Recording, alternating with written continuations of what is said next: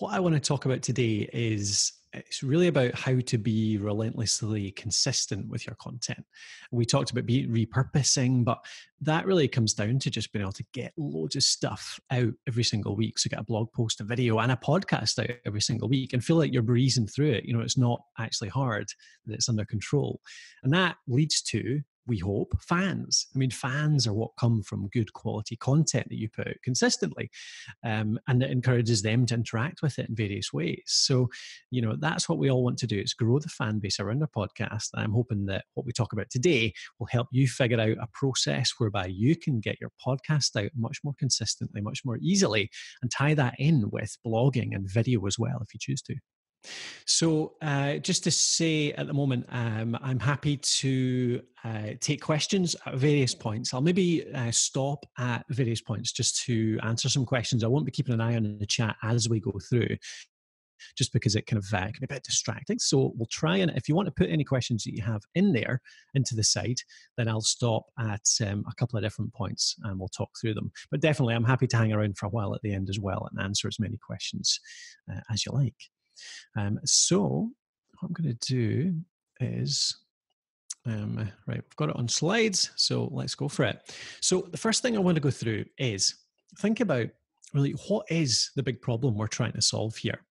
I mean, what do you think? I want you to put into the comments. So type into the comments at the moment, what do you think are your biggest struggles in creating new fans of your show? How do people find your show in the first place? And then what do you think turns them into a fan of your show? So pop that into the comments. I want to hear some of the struggles that you guys are having right now around how you are actually growing the audience, growing the fan base around your show. Just in the meantime, while you're all typing that in, Ed says, what is Alitu? Well, I'll talk a bit about Alitu at a few points, but Alitu is our podcast maker app. So we've got an app that we produce which helps you make podcasts. So thanks for asking that, Ed. It's over at alitu.com if anybody wants to check it out. Melvin says, increased output is what I struggle with. Works 2 other jobs. So yeah, absolutely. I mean, Melvin hits the nail on the head there. It's how to get more stuff out there. Julia saying keeping their attention. So actually keeping people engaged. That's a really good point, actually, Julia. Something definitely I want to get into later on is how you create engaging content, how you create a bit of content that actually has a bit of structure to it, keeps people, draws them in and keeps them interested the whole way through. Gives feedback as well. I like how you said that. Just put out content daily. That's good. Yeah, so more regularly. Too many platforms from Matana there. Yeah, so that's a big thing as well. People get distracted by the fact that you've got the main platforms, podcasting, blogging, video, but then you've got all of the different platforms within that. Like, where do you put your text content? Where do you put your video content? People talking about social media, Facebook and Twitter to promote stuff, reviews and ratings to turn people into fans. Good stuff. Well, that's more discovery, absolutely. And even down to people having not started a podcast yet need to know where to start. So that's great. Good stuff. Thanks for joining us, Michael. We'll hopefully give you a really good primer on how to start that podcast. Right, thanks, folks. Great to see those struggles there. So thank you for popping them in. So the big problem for me, this is the way it works. So we've got the 3 different mediums. We've got text, we've got podcasting, and we've got video. So the way they work together for me, you've got text, which is the kind of the top of the funnel. The text is the way that people find you most often. Google is still the biggest search engine out there. Text is still the biggest search medium. People are still typing in their questions much more than anything else, even though things like voice search are increasing. So text is still the way you get found the most. It's still the place that you get the biggest reach. So when we're talking about podcasting, and we're all here as podcasters, so we want to get to podcasting, but we still have to think about the fact that to grow our audiences, to get more fans of our show, we still need to be producing text alongside that. And that's a big thing I want to talk about today, is how to do that in a much easier way. But think of text as that kind of big part of the funnel. That's how you get the most people to find you. Okay? The problem is with text, unless you're a really, really good writer, it takes really great writing skills to really move people, to really engage people, to really get your personality across. It's really hard to actually incite emotions in writing. unless you're an excellent writer. So that's where media comes in. So media then comes in as a bit of, adds personality. Okay. So it adds a bit of personality, it adds transparency, it adds those, you're talking about yourself, your situation, you're being a bit honest. It adds those values. So media, as in video and audio, both work together to create this engagement that we want to see. So video itself, video is great for impact. Video, you can get in front of the video, you can create something that looks really good, a good 5-minute video. The downside of video is attention. So you stick something on YouTube, you're lucky usually if you can get more than a few minutes worth of views. Average videos get 3, 4, 5 minutes. So the trouble is you can put stuff out there, but you don't build trust that quickly because people just aren't watching that much of your videos. You can't really hook them in. It's quite troublesome because it's so distracting. Like you're on YouTube, you see all these other recommendations down there. You've got everything else on your desktop. You're in front of your computer. There's all these other things you could do. That's the trouble with video. But video is a good point because it's really easy to view. You can send somebody a link to YouTube. They can go and watch a YouTube video, get a bit more engagement, get to know you a bit more, get to know your values. That builds that trust just a touch. But really, what we want next is audio. And this is where podcasting comes in. Because podcasting gives you that personality, those values, that transparency, but it adds one really important thing, and that's attention. Because podcasting, people listen to this and they're wasted time. You guys know this. You're here talking about podcasting. So you're probably podcast listeners. You listen in the car. You listen when you're on a walk. You listen when you're standing in a queue waiting for something. Any spare moment can be filled with podcasting, with audio. And that means that you get people for half an hour, for an hour, or more than that. You get some of the best shows out there are 3 hours long. Dan Carlin, Hardcore History, one of the most popular shows in the world. And he gets people to listen to him on his own talking about history for up to 3 hours at a time. It's absolutely crazy. That's the attention you can get in podcasting. You add to that the intimacy that podcasting brings in as well. Video, there's a little bit of a barrier there. It kind of looks a bit shiny. Often there's great lighting, good backgrounds, that kind of stuff. It's not quite as intimate. Often video feels like you're talking to a crowd, but podcasting, you're injecting your voice right into people's earlobes, and therefore it brings that intimacy in. So you combine that intimacy with attention, and that's what builds trust. So that's how we work together. Text, brings people in. It's the wide end of the funnel. It reaches the most people by far. Then video is a good step up. Easy to get people to go to YouTube to watch a short video. And then from there, they know you a bit more and they'll commit to listening to your podcast. And that is where the trust grows. That's where you bring in the fans. Okay? So that's to me why it's worth trying to do all three mediums if you can. And that's part of what I want to talk about today is how we can do all three mediums. I'm curious, actually, can you pop into the comments? How did you guys find out about Buzzsprout? So interested to know why you know Buzzsprout. Did you find it via text? So did you find a blog post? Did you find it on a video? Or did you first hear about it on a podcast? Okay, some interesting answers coming in. Emails, Google. So some people find it via Google search. Podcast Engineer, YouTube recommends. So we are getting some finding it via video. Pat Flynn. So yeah, Pat recommends it. So that's probably podcast. So you're actioning Pat Flynn's recommendations because he recommends it on a podcast and you know and trust him because you listen to the podcast. There's an interesting part of the funnel here. JLD as well, AO on Fire. So yeah, there's quite a few podcasts in here. It's a really interesting part of the funnel here because often you can first hear about a brand, say Buzzsprout, you first hear about Buzzsprout by a Google search, but you search around a bit more, you find a video on it, and you watch something, and you get to know somebody talking about Buzzsprout. And then you listen to a podcast, and they talk about it on there. And often it's by the time you listen to the podcast, that's when you're actually willing to put your money in your hand in your pocket and spend your money on this product, because that's really what hands over the trust. Okay. So this is how it works for me. Text is for reach, Text is putting the reach out there, reaching as many people as possible. Then we hit them with some video that engages them. Then we hit with some podcasts, and that engages them some more.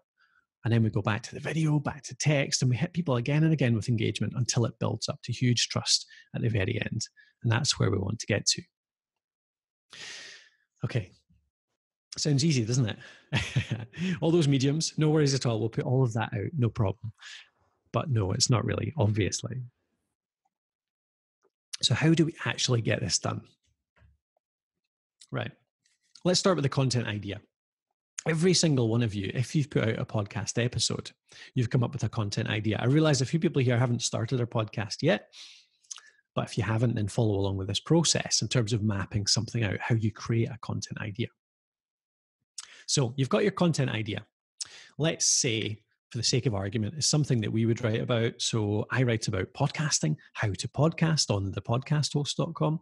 So let's say it is, how do I choose the right podcast equipment? Okay, common question. People come into us, ask about how do I find the right podcast equipment? We love talking about kit. We're geeky that way, so it's all good. So that's the content idea. How do I find good podcast equipment? What we do is we map this out. So we just think about it. We delve into it. We don't think. We don't just get out the whole thing. We don't just put out the whole topic all at once. We break it down. So you want to take that content idea, and you don't want to waste a big content idea on an episode. You want to keep breaking it down until you get to the small components of that content idea.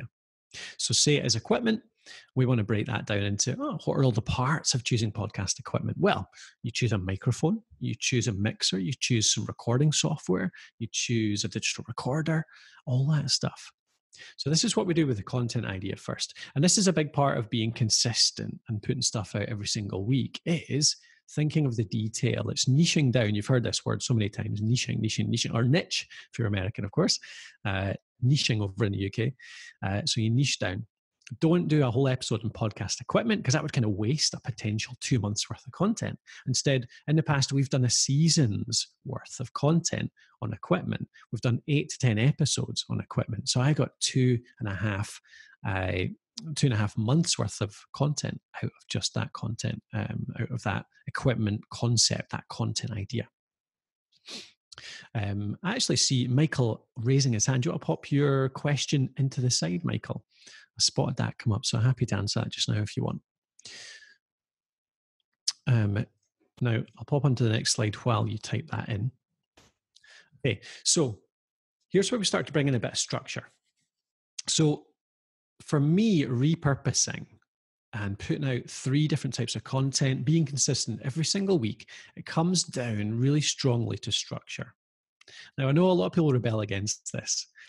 People don't want to stifle their creativity by working inside a structure, or stifle your creativity by doing the same thing every single week. But it just doesn't work like that, and I'll explain why. See, I was a university teacher for 6 years. Now, teachers, they're the king of consistency.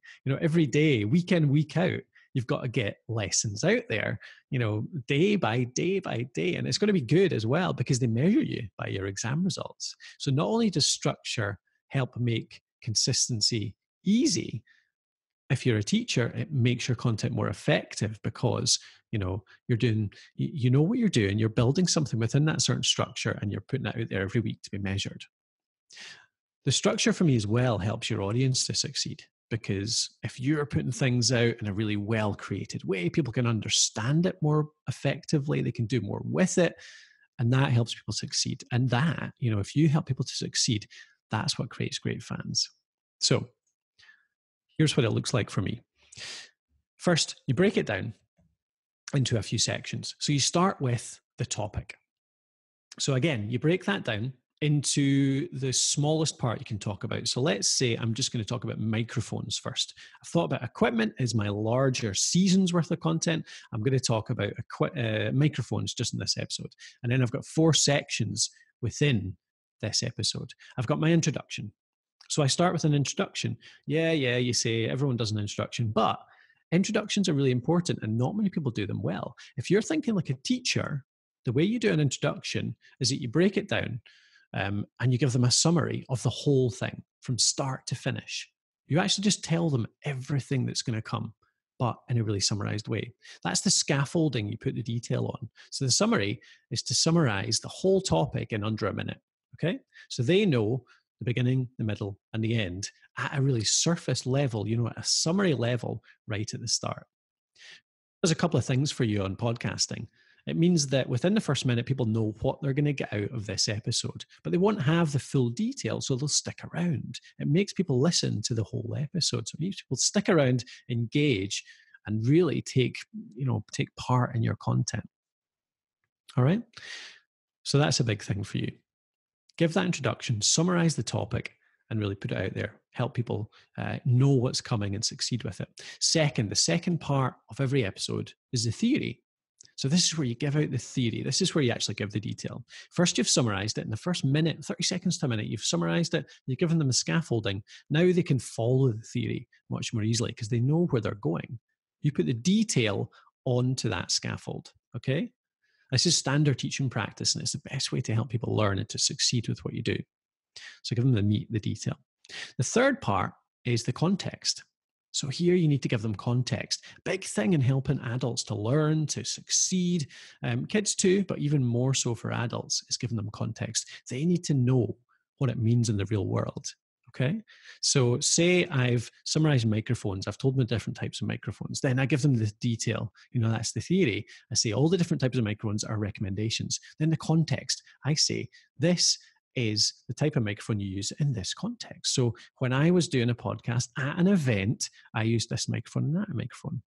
When I was doing a podcast with one person in a really quiet room, this is the microphone I used and that's the microphone I used. You give examples, okay? Sometimes the theory might be a case study. You say, this is the theory of this trick, this technique, this whatever, and here is how I used it in real life, or here's how somebody I know used it in real life. So make sure you're doing that context, okay? People want to know the context. It's a great third part. The final one of the four, you've got introduction, we've got the theory, we've got the context, and we've got the action. Okay, the final part of our episode structure. Again, remember, this is making you more effective at putting shows together. It's making it more effective for your listeners. And this is what's going to lead to the really easy repurposing, okay? The final one is the action. Part 4 is the action. So you give them something to cement their learning. Tell them what they should do with what they just learned. You've got to give them a next step. So many people miss this out. You'll teach something on your episode, you'll give them some information, you'll help them with something, but you won't tell them, here's what to do with it. Here's what to do next. Okay? So that's 4 sections for every single episode you do, whether that's text, video, or audio. And in fact, you'll be doing it in all 3. Okay? Now, it could be a bit context dependent. So this structure might not suit you exactly. You might want to change it a little bit. You might want to make it so that, you've got an introduction, theory, and then a listener Q&A, and then an action. Okay? You'll find out in a minute how we're going to use this structure for repurposing. But the important thing is that you have a structure which has 3, 4, 5 sections in the episode. Okay? You can even add in more as well. So it could be more than that. So you could add in things like listener call-ins, Q&As, news updates, weekly challenges, whatever it might be. Right, let me look over into the comments. Julia saying planning gives you freedom. Absolutely, Julia. It's almost my tagline. Absolutely. This is the comeback I always give to people that push back on this. They say, the kind of whole stifling creativity thing. I don't want to have a structure because, I like to roll with it. I do my best work when I'm just ad-libbing. I don't think that's true at all. I think having structure, I think having planning, it gives you freedom to be creative because you've got a structure to put it in. It's, what do they say? Constraints. There's nothing like constraints to encourage creativity. So, David's saying, I'm wondering if my podcasts are different to the kind you're talking about as they are news and information. Yeah, absolutely. So what I was going to talk about next was if you don't teach. So, but I don't teach. Okay. So absolutely, David. If you have an information show, perhaps you change this a little bit. I would say you still have to have most of this. You still could do it. If it's a news show, let's say it's a news show, information, whatever it be for a community, you can still have the introduction. So I would say you still should do the summary introduction where you tell people what's coming. You say, here are the 3 news items that are going to come today. You give them a little teaser for every single one.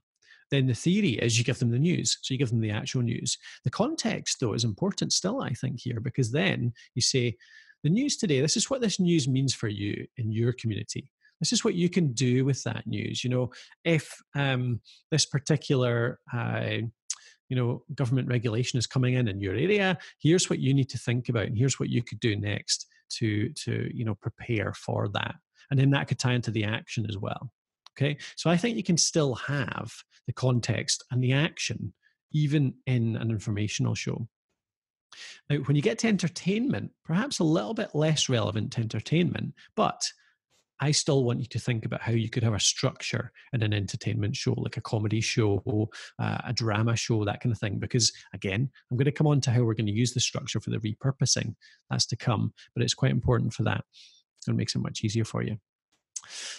Number 3, Jen, you missed it. Number 3, that was the context. So number 3 is the context. Again, that's how you put it into context. You just put it into their lives. What does this mean for you? Give some examples, some case studies. How did you use what you're teaching on that episode? Now, Bird is saying, when you talk text, what does that mean? Bird Nash, asking, when you talk text, what does that mean? Email, blog. Mainly, I'm talking about a blog post. But email works really well with this as well. So yes, absolutely. You'll put it onto a blog post because, again, that's where you're getting your reach. That's where people find you on the web via text on your blog. So that's where you're designing it for.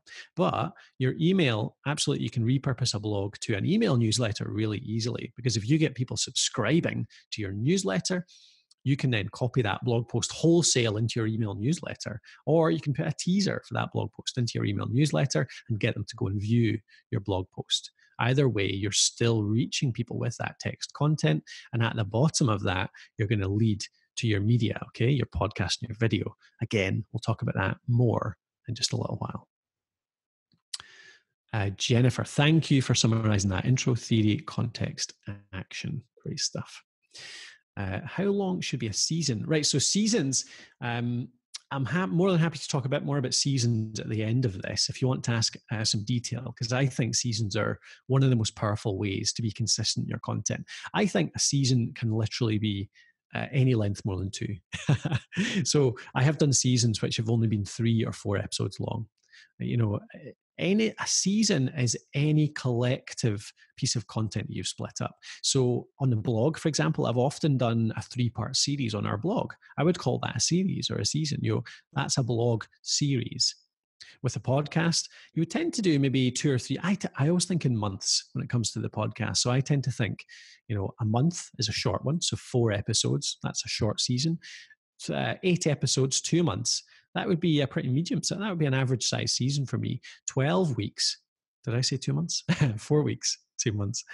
4 weeks and 1 month. 8 weeks, 2 months. And then 12 episodes, 12 weeks worth of content. That would be 3 months. I think that's kind of stretching into the longer, but that's a good season size, 12 weeks.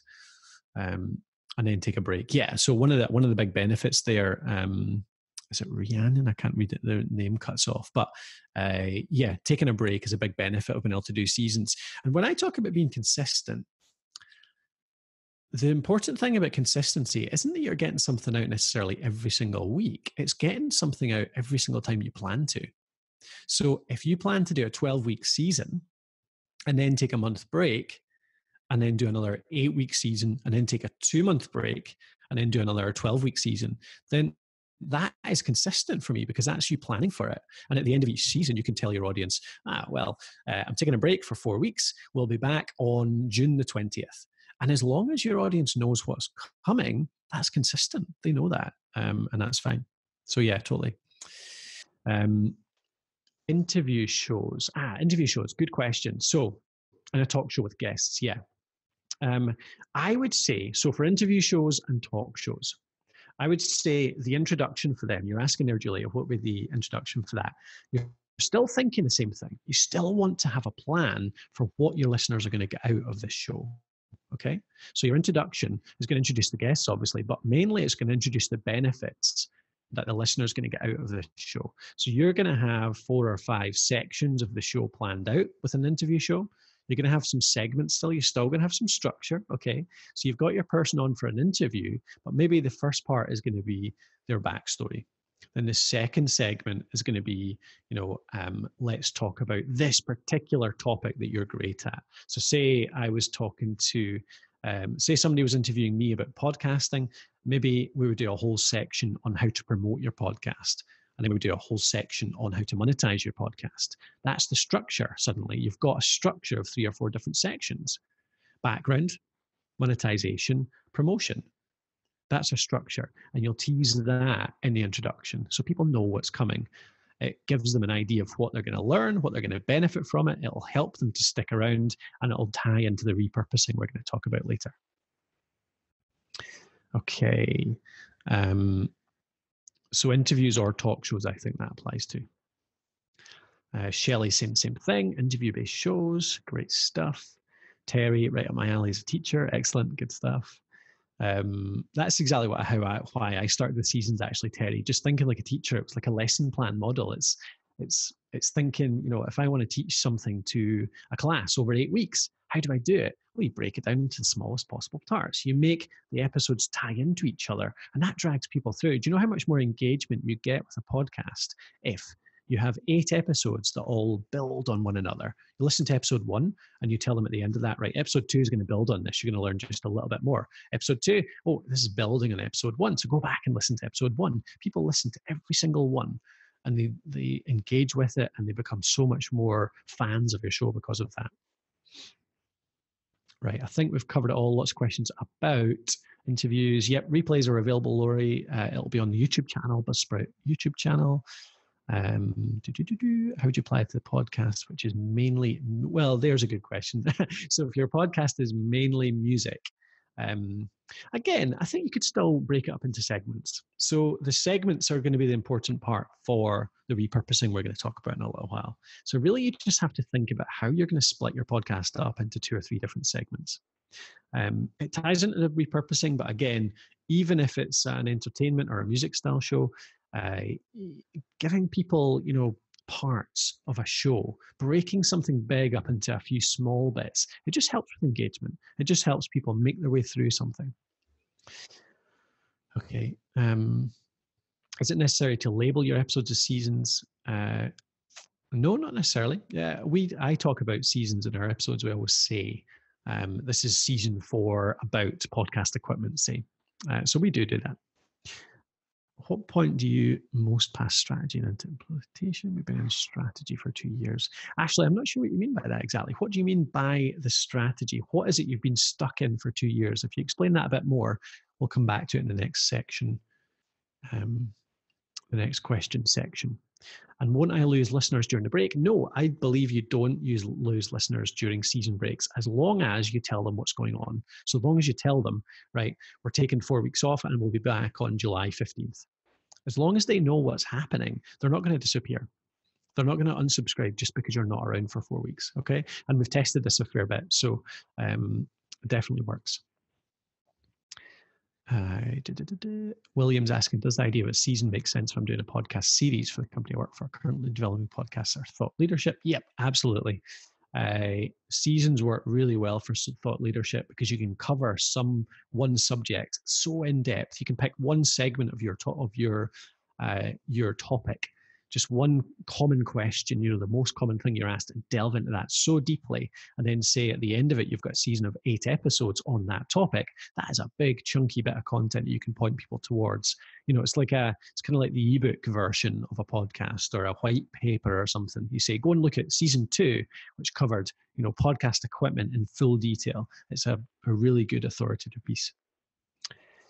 Right, Sophie, time limit for a podcast, anytime you want. We won't go into general questions at the moment. I'll happy to answer more of those general questions at the end, don't worry. And video talk show, yeah, I would say you can transition from video to podcast, no worries. Optimum length, 15, 20 minutes, 24, some people say. And try to do away with all the editing work involved. Julie, if you try to do away with editing, then this approach may not be for you, because there is a little bit more editing in the approach I'm going to talk about, but there's such a benefit in the small bit of editing we will do in the amount of more content you'll get out of it. Okay.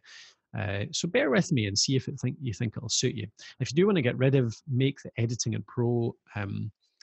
and processing as easy as possible, then do look at our tool Alitu. So over at alitu.com, alitu.com, because it does help with the editing, the processing, does a lot of technical stuff for you. So do check that out if you want to have a look.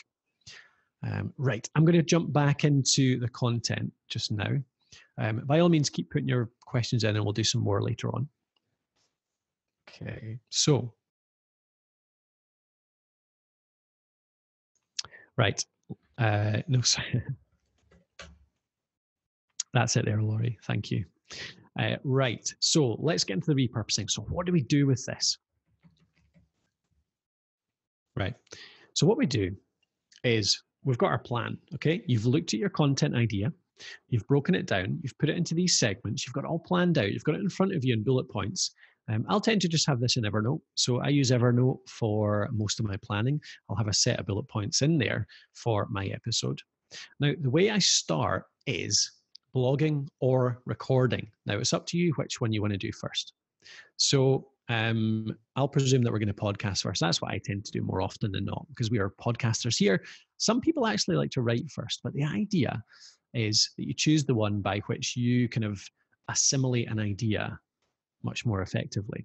So say I want to talk about, again, podcast microphones.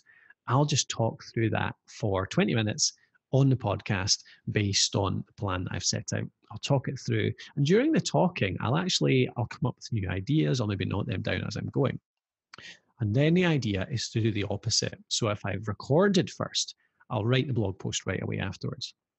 Now I know, more time, more work, but if you haven't tried this before, trust me, it's amazing how quickly you can write a blog post if you've just talked it through.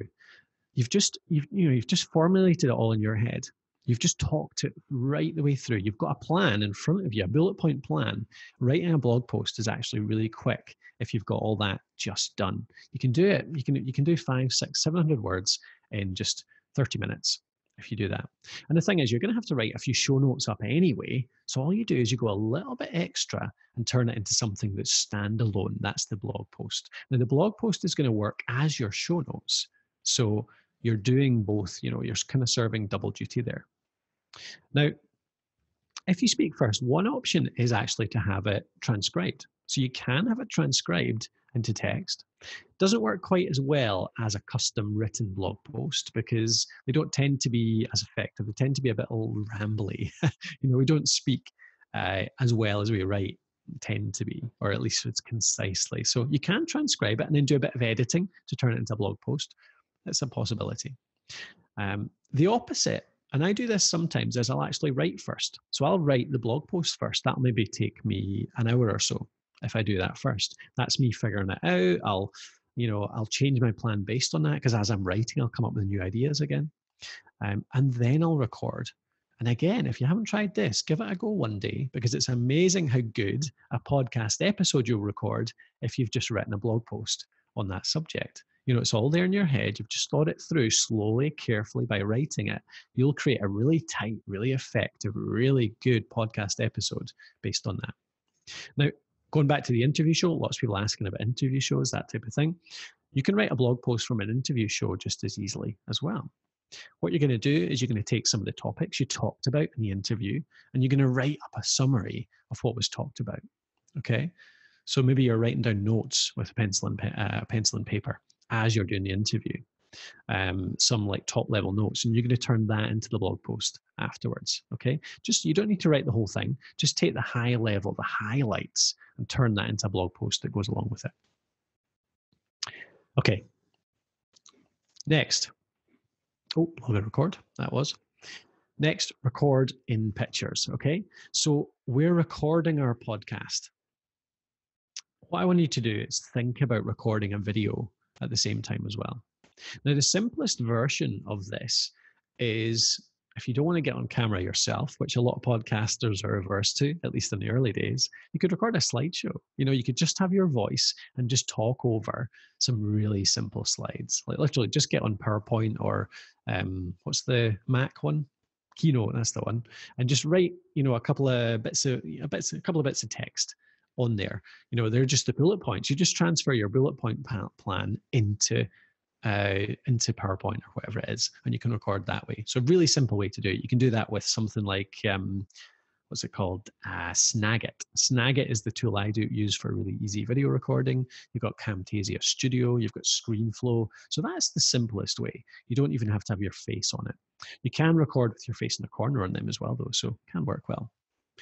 Better version, possibly, is with your face to camera. So the way I'm doing this just now, you can see that I've got slides in the background right now, but I've got my face on it as well. So it could just be a webcam, just talk to the webcam, get your face on it. It can be quite simple. So what I've got here right now, actually, I've got my plan sitting behind the camera. So I'm kind of looking past the webcam at the plan for what I'm talking about today. You can do that. You make a plan, you put it there, you put your script there, you've got your microphone in front of you, and you're basically just looking at the plan, talking it through with a camera capturing you at the same time, okay?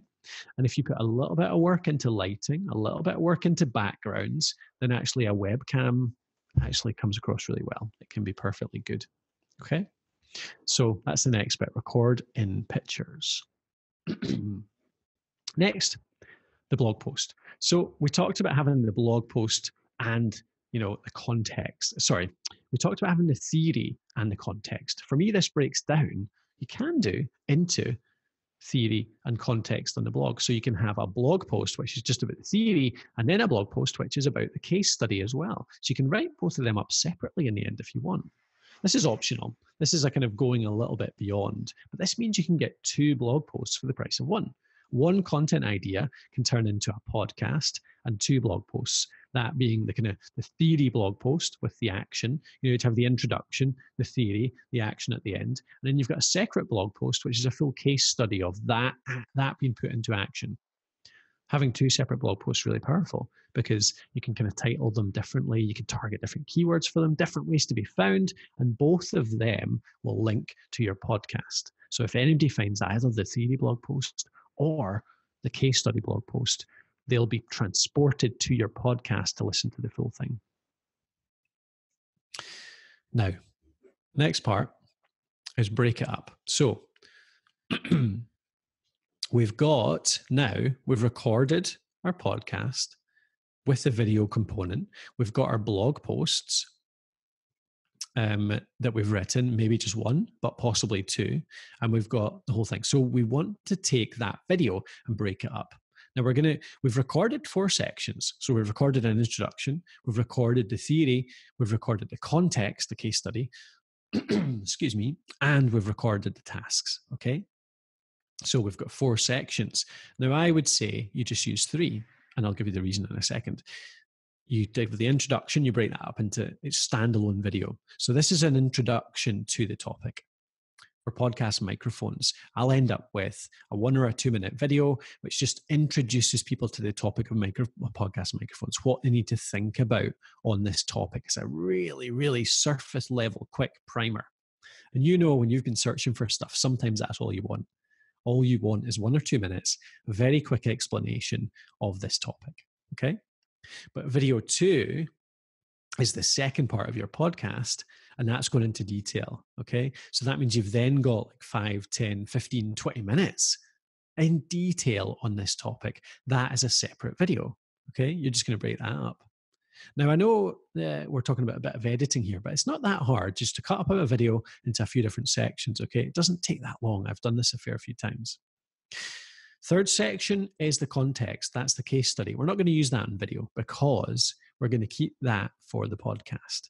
Storytelling, that's the story. That's you telling the story of how this is put into action. Stories work really well in audio, long form. So we're going to keep that for the podcast. Now, it also means that the podcast has got something that's unique, So people might watch the videos, but you want to persuade them to listen to the podcast because that's where you're getting the attention. That's where people are sticking around for a long time.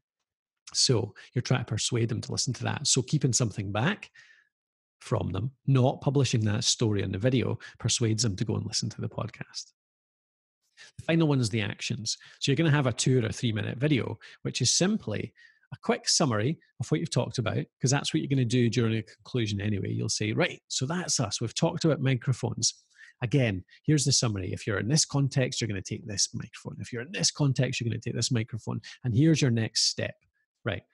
Go over here and decide, are you going to be recording on your own, or are you going to be recording, with somebody else in person? If you're on your own, this is what you do. This is the microphone you buy. If you're recording with somebody in person, this is the microphone you buy. And that is just going to be a really quick, actionable 2 or 3 minute video, which is just the end of your podcast, of course, that'll stand alone as well. By this point, you've got 3 videos that can all be watched on their own. Now, you get more if you watch all 3, you learn more and you get more context if you watch all 3, but people could find any one of those 3 on their own and get something from them. And that's important because you want to just capture people, like I said, on video, short attention span. You just want to give them something quickly. So it's important to break it up. But every single one of those videos is still directing people towards the podcast as well, because that's where they get the full story.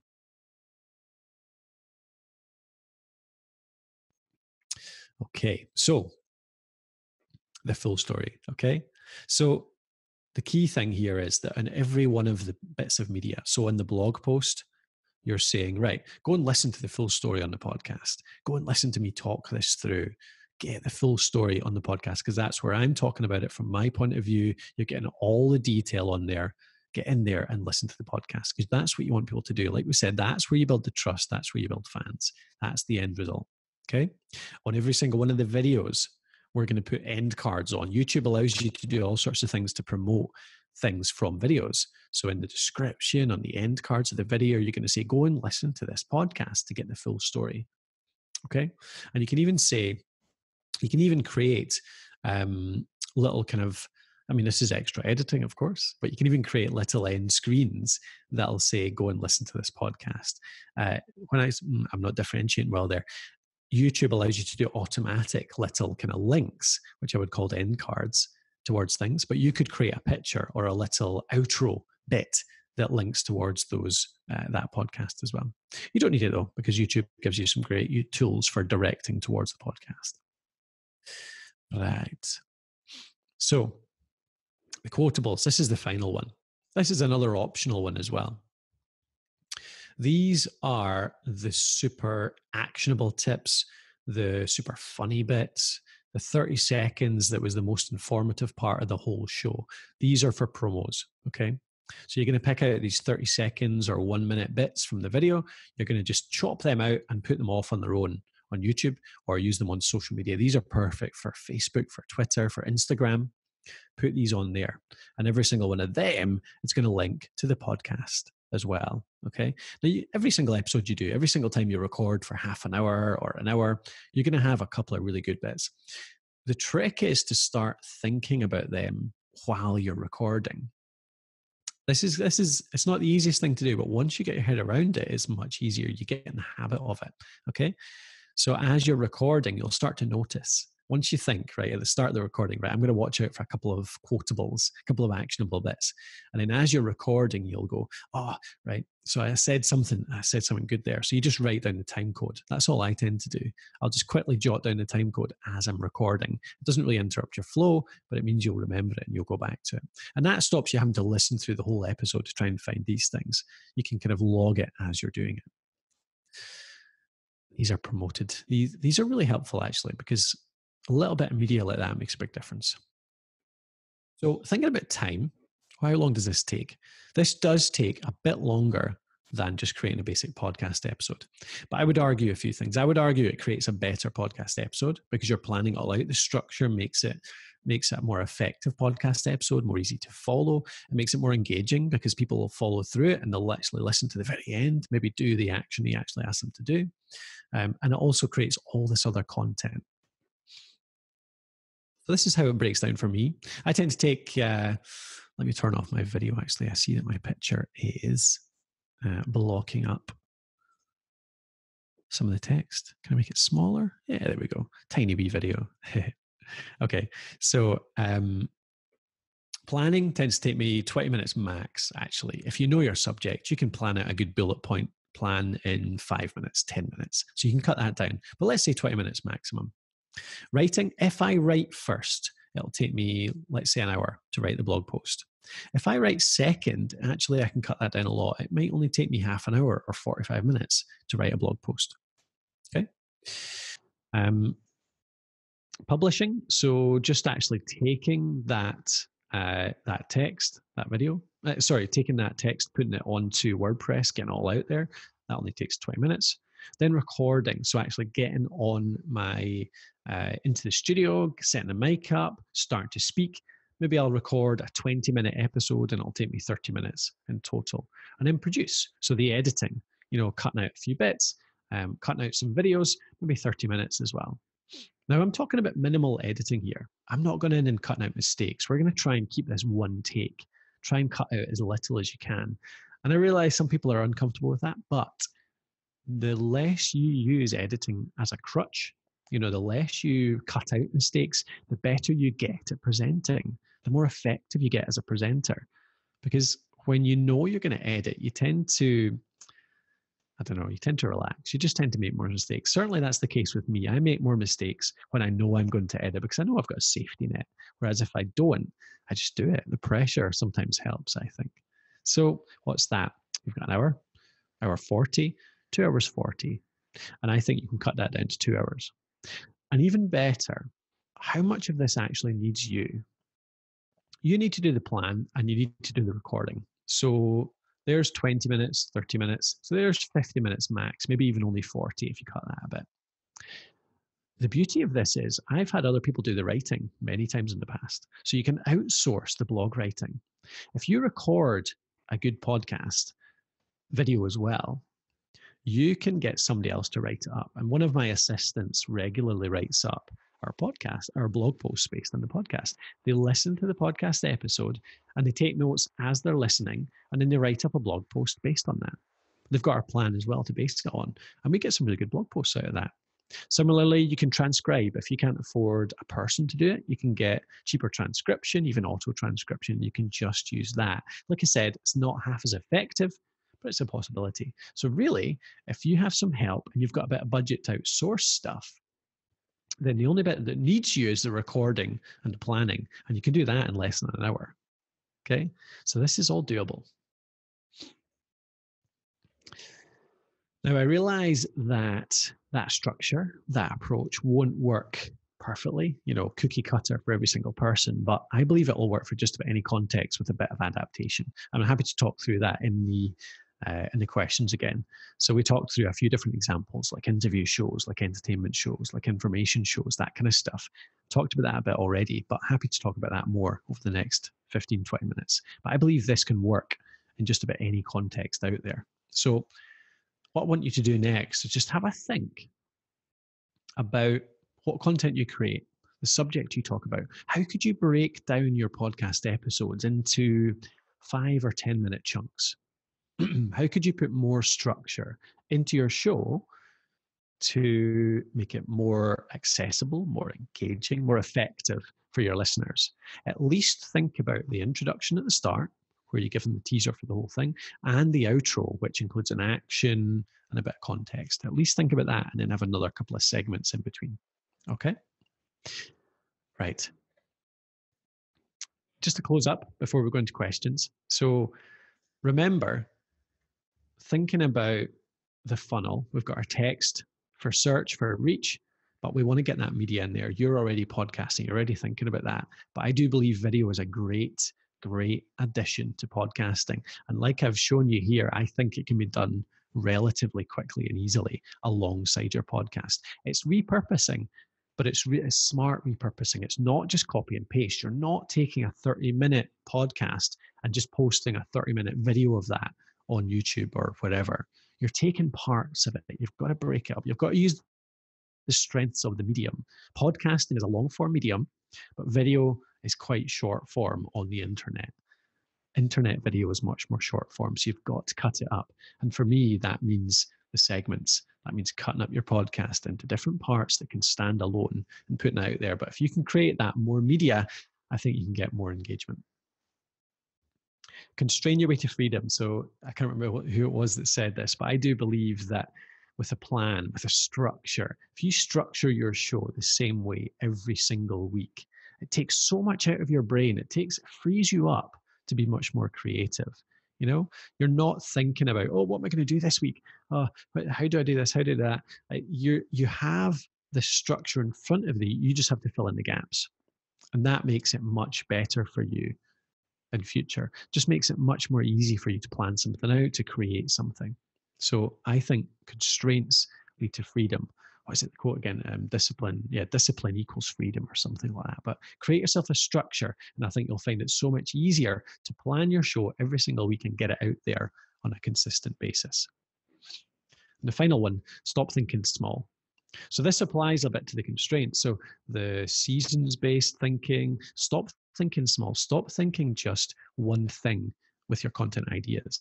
Every content idea you come up with, think big. Can I create a season out of this? Can I break this down into 5, 10, 15 episodes? This one episode, can I break this into 3, 4, 5 sections and then break it up into more videos and get much more from that content idea than just a single podcast episode?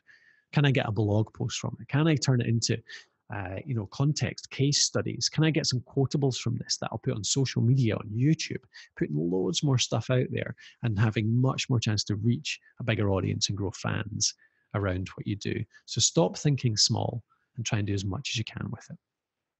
Okay, folks, thank you very much for listening. Just before we jump into Q&A, I'll just briefly mention the stuff that I mentioned earlier on. So the things that we do, if you did fancy more help, we do run our own Podcast Host Academy. So the blog, we've got tons of free information on thepodcasthost.com, thepodcasthost.com, where we recommend Buzzsprout. Buzzsprout's our top recommendation on our podcast hosting article, for example. But we've got tons more material there if you want to have a look. And if you wanted that kind of upgrade from our free content to a lot more help, pod.academy is where we do all of our coaching, and we've got a ton of in-depth courses, everything from launching your shows. We've got a 3-part series on launching your podcast. We've got courses on how to become an expert in Audacity editing, how to do interviews. We've got a full monetization, we've got a full promotion course. So 30 days of promotion, how you get your podcast out there, and loads more there too.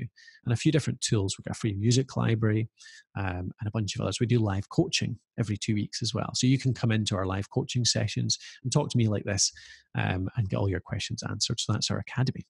And finally, you've got Alitu as well, alitu.com, alitu.com, which is our tool. So that's the one that makes it easy to produce. All you do is upload your bit of audio, you record your audio, upload it to us. We do a lot of processing to it. We clean up that audio, make it sound great, all the noise reduction. We put all your pieces together. So if you've got 3 or 4 clips you want to join together, we put it in there. You can edit it. We've got an editing tool within there. You can piece it all together. We add your music automatically, and then we can publish it. We can publish it direct to Buzzsprout as well. So there's lots of things in there that make it easy. Now, we are adding as well very soon video processing in there too. So you'll be able to upload the video that you've recorded in this format and have that turned into a podcast episode in a really easy way. And you'll be able to cut up that video into these segments as well in future. Right now, though, it just works perfectly for podcasting. Oh, let's type that in there. Let's go into questions then. So I'm going to go back through. Oh, sorry, Albin's jumping in there. So Albin, did you want to jump in first and manage it all? Oh, no, we can do it together. I just wanted to come in and join you, and thank you. This has been really cool. No problem at all. No, it's good fun. I always like talking about this stuff because I love to see people getting much more out of the content they produce. I just see a lot of people, with great content ideas, like these ideas for a bit of content that people really want, and then just not getting, not breaking it down enough, or just not getting enough out of it. So yeah, it's good to talk about. Yeah. One point that you put up on the screen that I thought was just awesome was where you started putting time constraints around each step of the process.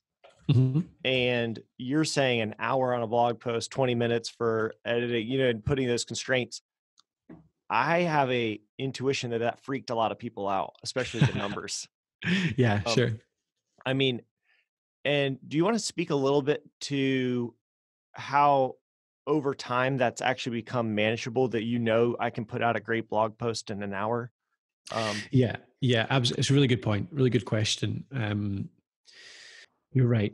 I think people, how many times have you had a task that, you thought was going to take all day.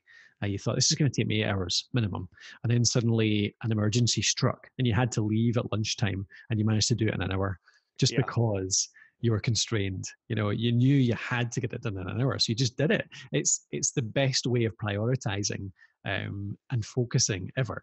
So if you you want to write a blog post in an hour, that for a start, that's a good step. Just knowing that you've got an hour to do this, you just focus on it much more effectively. But also, I think once you've tried to do it a couple of times, you actually get much better at estimating or figuring out how to do it within that time as well. Mm-hmm.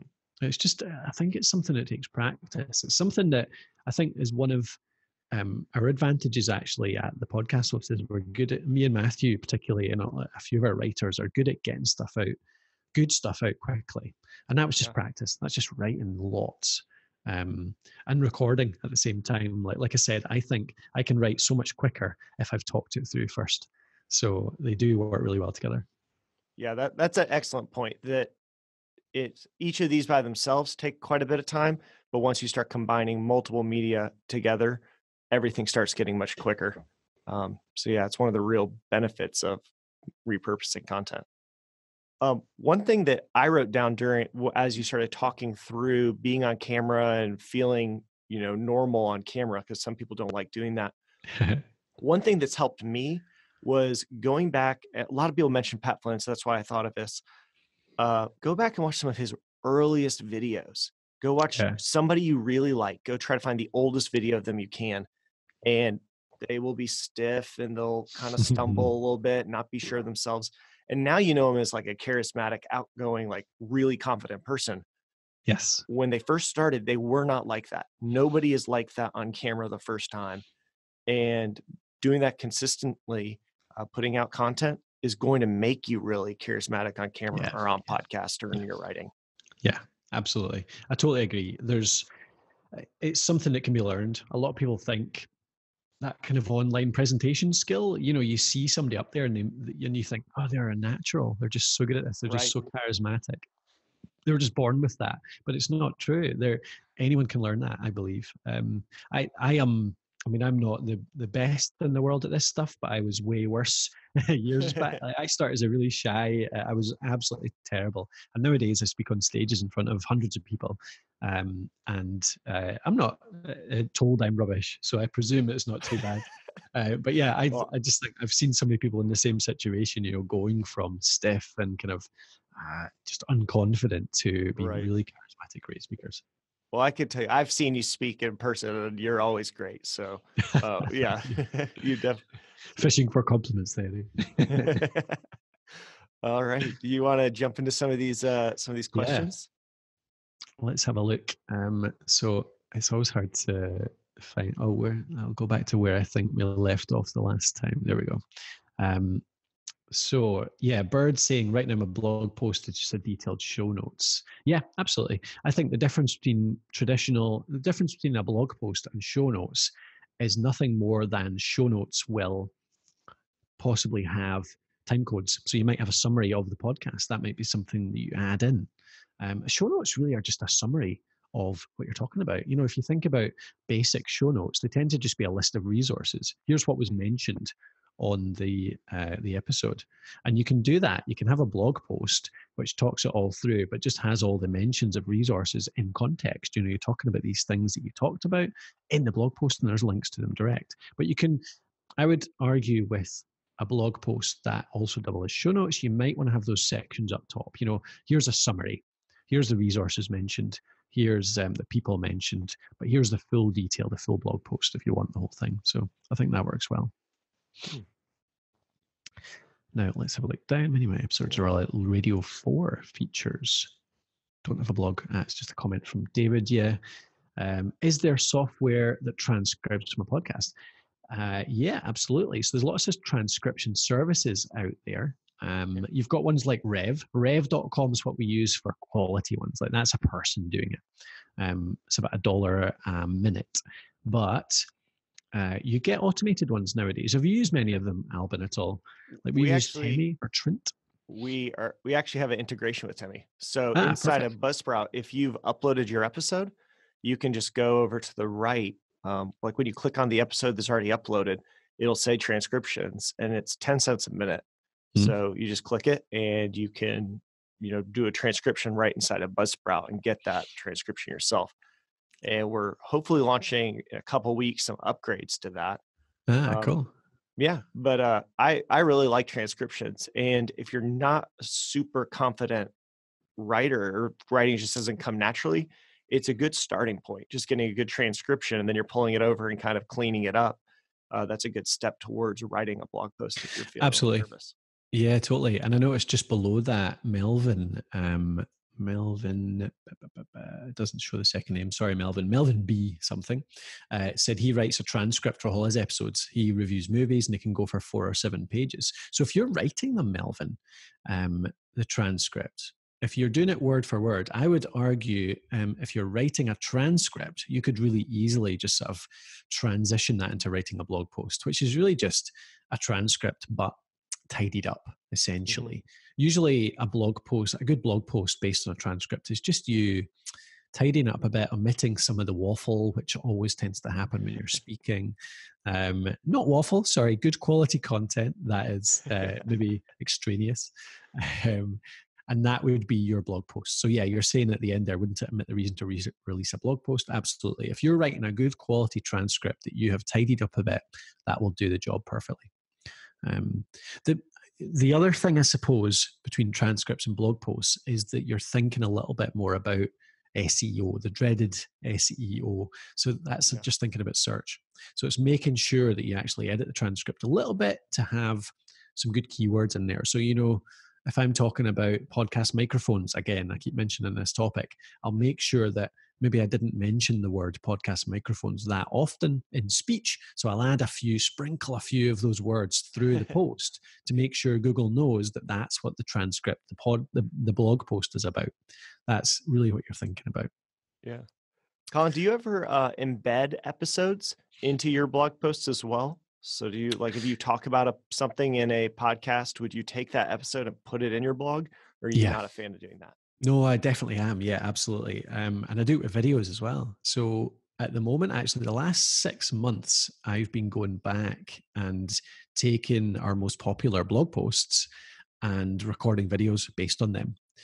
So Cool. 5 or 10 minutes, I'll just record a video for YouTube and I'll put that on YouTube, but I'll also embed that video into the blog post. But also, so talking about podcasts again, I'm now going to release our next season of Podcraft is going to be a season of quick Q&As, which is basically just the audio track from all of these videos. And there was nothing necessary on the visuals. I didn't have slides. It was just me talking to the camera. So they're going to be short, sort of quick, common questions, and I'm going to embed them into the blog posts as well. And I'm going to set up tracking in Google Analytics to see which ones I use most. I'm quite interested to see whether the audio player or the video player will be clicked more often. But I'll have them mixed around. So I'll have maybe the video embedded maybe up around the top third and then the audio in the bottom third, and then swap that around on a future one to test how it works. But I do think that works really well, because like I said, that ties so well into this funnel that I'm talking about. Like, people will find you via the text and you want to engage them as quick as possible. So having that video right there for them to just get a taste of your personality, they're scrolling down, they press play, they get 10 seconds, they're like, oh, quite like this guy, I'll watch a bit more. They'll get through to the end and they'll go, oh, maybe I'll listen to the podcast. That's how it works for me. That's how you get those fans. Yeah, I think that's excellent. Now, there's one in here that I don't know if you can read because it's a little self-serving, but it sounds like Alitu is the tool I've been looking for. I need one place to post my video and break it up to podcast, YouTube, Instagram TV, Facebook Watch. I waste so much time posting here and there and everywhere. Alitu is a super cool tool. We've used it, and that's why we wanted to integrate with Alitu. It's really cool. So if you're a Buzzsprout customer, in our resources section, you might have a little special code in there. So go check it out. But yeah, it's a good tool that we all really love. Thank you. I appreciate that. Yeah, I mean, we do a little bit of this repurposing right now with video, simplistic version of it, but I have plans to build a lot more of this into Alitu in future, actually, so that it could do all the clips and all that kind of stuff as well. So, but yeah, at the moment, it'll certainly make your podcasting process a lot easier. Right. How about taking the content from a podcast episode and develop a tip sheet or infographic in addition to a blog? Absolutely. Yeah, William Braun, that was great idea.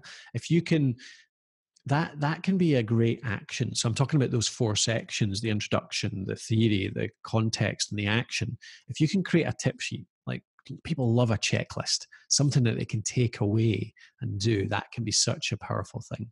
And often people will use this as a lead magnet for their newsletter as well. So when you get to the bottom of the post, they'll say, here's some actions for you to do. And by the way, if you want to sign up for our newsletter, I'll send you a copy of our full checklist on how to do this, and you'll get the checklist too. Or you can give it away for free and just build that equity, that trust with your audience. So yeah, absolutely, William. So Ashley, do you know what? I'll come to that at the end, Ashley, because you've given an explanation about the strategy, and it's quite a big one there. So I'll go through a few of the quick, smaller ones first. Julie saying promos. Yes, so the videos are used as promos. Facebook Live. Yeah, so there's a really good point, David. David Calder is talking about using Facebook Live as opposed to recording video for sure. And I've definitely done this in the past. I won't go into the full thing, but I think there's a really good structure for recording Facebook or live sessions while still getting decent content. Because I think there was a spate when what was it called? Meerkat and what's the other one again? Periscope. So when Meerkat and Periscope came out, there was a spate of people doing that, doubling up, like doing live plus releasing it as a podcast. And it led to a lot of bad content because it would just be half an hour of like somebody trying to deliver some content, but just being interrupted constantly by conversations. So it was a bit poor. But I think, very quick summary, I think it works really well. If you get on to your live, spend the first 5 minutes talking to people, introducing yourself, saying thanks for coming, blah, blah, blah. Then spend 5 minutes saying, right, what do you want to know about around this subject? You know, give me your questions, what you're struggling with most.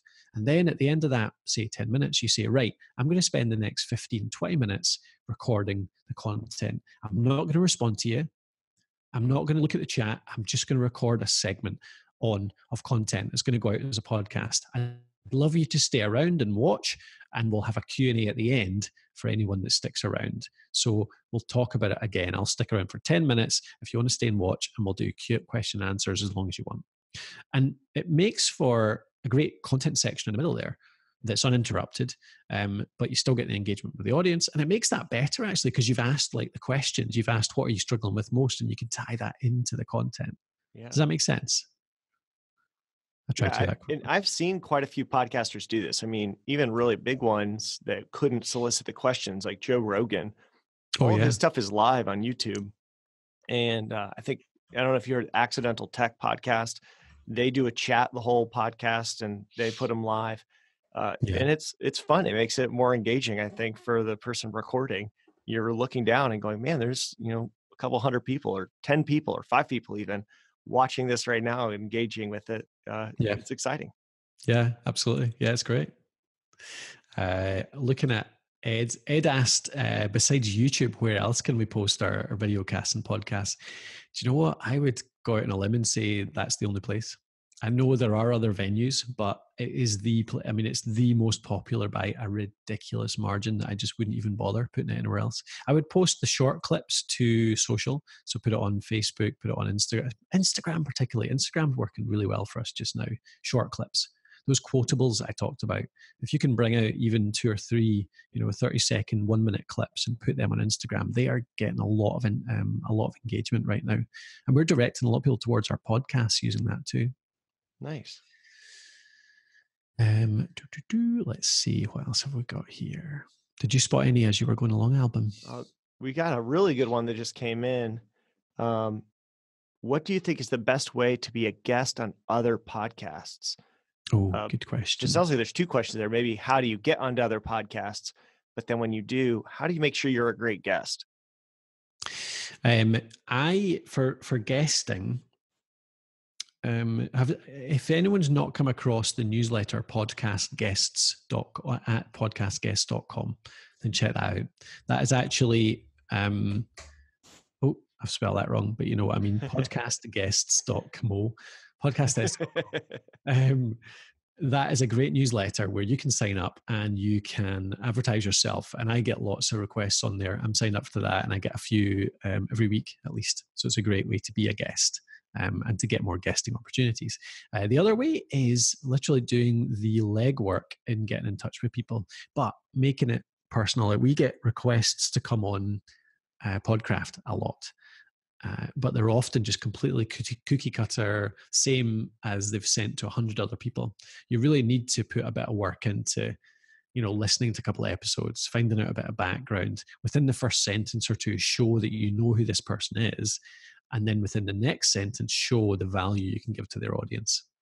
Mm-hmm. You need to show that it's not, the value alone isn't enough, because it's just so impersonal that we delete that stuff. But if you can show both of those things, if you can show that you have actually put the work into the research and that you can give some value to the audience, that's a great way. And that means just getting in touch on social media, LinkedIn, that type of stuff. Getting in touch that way with people that you think have an audience that you can help. To be a good guest, do some prep. So many people go on these podcasts and don't do any prep. Do you know the best thing you can do? If you're an interviewee on a show, actually make an effort to get in touch with the interviewer. So this is you as a guest. A lot of guests think that this is not their job. But if you want to be a good guest and come across well, which is well worth it if you're going to spend an hour on going on this show, get in touch and say, right, here's 3 or 4 things that I can talk about that always go down well. Which one do you think will work best? Once they pick out 1 or 2 of them, give them a structure. Give the interviewee prompts. Say, right, ask me this, and then I'll talk about that. Then ask me this, then I'll talk about that. Then ask me this, and I'll talk about that. It makes for such a better show than just letting the interviewer guide it to wherever, and you try to shoehorn things in. It's worth the prep. Oh, that's great advice. We also, in maybe our newsletter 1 or 2 back for Buzzsprout, we included a link. It wasn't a piece that we wrote. Now I forget who wrote it. But somebody did this whole guide on how to be a great guest. And it was really awesome. Like, he was saying, like, go listen to a couple episodes, learn about the host. Do things like you're saying, like say, hey, here's 4 stories that are pretty good, and here's how to connect with them. If there's going to be, there's a lot of podcasts now that do like, here are the 3 questions we always ask. You should know those questions. If those exist, you should know them. And you should have something written out. So like, this is my thing I'm going to say. Have something unique. Totally. Do you know something I do, which I think works really well? Well, for me, certainly, is every time I'm asked something new, I will, like if people are asking you stuff that you've not had a chance to prepare for, often you'll give something off the cuff. It won't be as good as you could have done. I'll go away and I've got an Evernote document, which is just interview questions. And I'll write down the question and I'll create an answer. I'll write an answer that I think is unique, something that I've not heard before. And then that's just in my brain for the future. That's awesome. I prepare answers in advance. And I think it is worthwhile, because so often you hear interviews which are just, same old, what would you tell your 30-year-old self if you were to go back and talk to them? There's me showing my age, isn't it? If you go back and talk to them, and it's like, oh, I would tell them to work harder. I would tell them be braver. I would tell them to not worry so much. And it's exactly the same boring answers. Like they're good answers the first 2 or 3 times you hear it, but so go away and think about some unique answers to these common questions, and it just makes you stand out so much. That's awesome. Well, Colin, I know that we've taken up even more of your time than I think you had to run. You've stayed 15 minutes longer than we expected, so I really appreciate that. Did you have anything else you wanted to say before we signed off? I think no. I think we've covered it all. Apart from, I hope that people do something with this, because I do see the value. We've done it so many times ourselves, in just doing a little bit more. I think probably the easiest way to start, and it seemed to generate a lot. We didn't talk about it a whole lot. I do talk about seasons a whole lot in other places, in other talks, and it always goes down well, and there seemed to be a lot of interest there. So it is a great way to start, actually, without even going to the video and the the video and the blog post idea, just thinking about seasons, actually, that breaking down your subjects, getting your content idea and breaking it down into a month, 2 months, 3 months worth of content. It's a great way to start. And once you've got that, that means your planning takes a lot less time. You're not worrying about thinking up a new topic every single week. And maybe once you've got that time back, you can start to think about, oh, maybe I can, put a bit more effort into the good blog post that goes alongside it. Or maybe I can think about putting a bit more time into preparing to create a video of it as well. Or maybe it's the video editing that's going to use up that time instead. So I think it's about little steps over the next 6 months, whereby you're gaining a little bit of time every month, which you put into something that creates a bit more content or a bit more engagement. So I really hope that people do something with it. And I'm happy to talk about it, to answer any questions in future. Probably the easiest way to ask anything is on Twitter, easiest contact. So just get in touch at the podcast host on Twitter, and I'm happy to talk about it. Or again, if you wanted to follow us on thepodcasthost.com, all of this stuff's on there too. So yeah, always willing to talk. Yeah, that is Colin's home on the internet. So thepodcasthost.com, you'll find links to Podcraft, you'll find links to Altitude, to the Pod Academy, to everything that they're doing. And Colin, I can vouch, lots of really good stuff. So definitely everybody check that out if you're looking for answers to more podcast questions. No, same back. I want to say thanks to you guys as well, because Buzzsprout does a lot of good stuff for the podcast community, and you've got a great service there. That's why we recommend it on our blog. So thanks for having me on, and thanks for all the stuff you guys do too.